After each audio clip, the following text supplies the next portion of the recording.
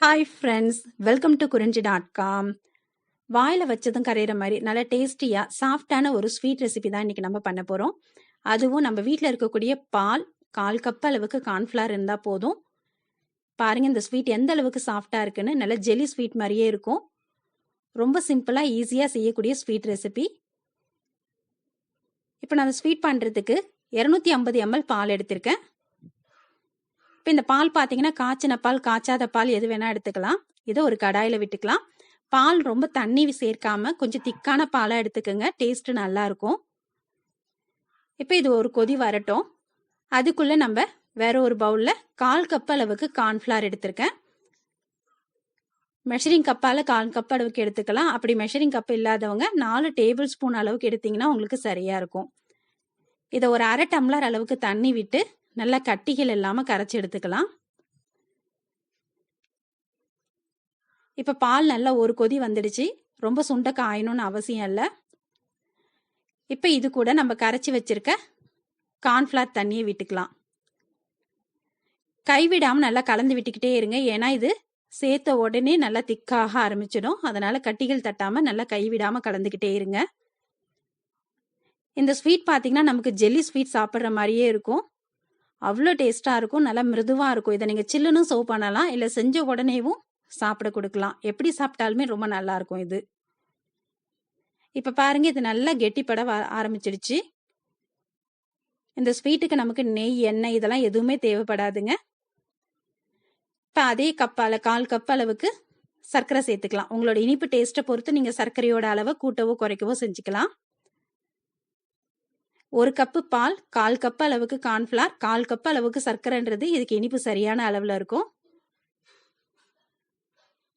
இப்போ இது கூட ஒரு சிட்டிகை அளவுக்கு உப்பு சேர்த்துட்டு வாசனைக்கு 1/4 ஸ்பூன் அளவுக்கு ஏலக்காய் தூள் சேர்த்துருக்கேன். நீங்கள் ஏலக்காய் தூளும் சேர்த்துக்கலாம். அப்படி இல்லைன்னா இது கூட வெனிலா எசன்ஸ் கூட 1/2 ஸ்பூன் அளவுக்கு சேர்த்துக்கலாம். இது நல்லா வெனிலா ஃப்ளேவரோட சாப்பிட்றதுக்கு ரொம்பவே நல்லா இருக்கும். இப்போ இதை சேர்த்து நல்லா கலந்து விட்டுக்கிட்டே இருங்க. இப்போ இந்த மாவு நல்லா வெந்து வரணும்.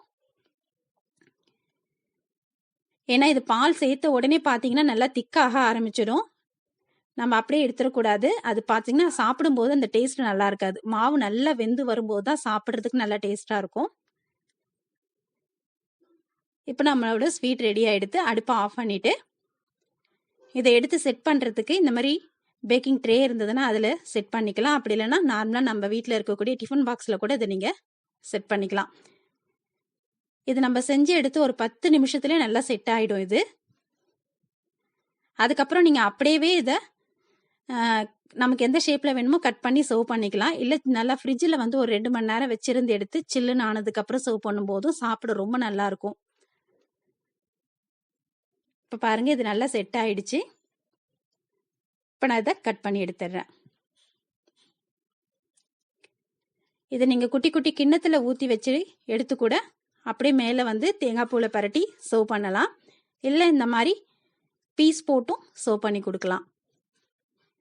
சாப்பிட அவ்வளோ டேஸ்டாக இருக்குங்க இது.